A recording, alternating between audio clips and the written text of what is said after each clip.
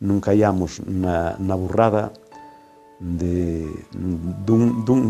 é como un chiste que vou decir, non? Daquele famoso chiste que cando éramos rapaces había moitos dos que ti, como hai un momento non me aches, que decían que hai xente que xa mistura, non?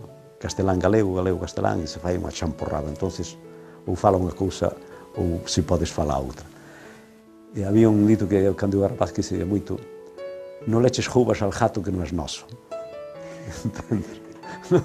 Non leches joubas al gato que non é noso.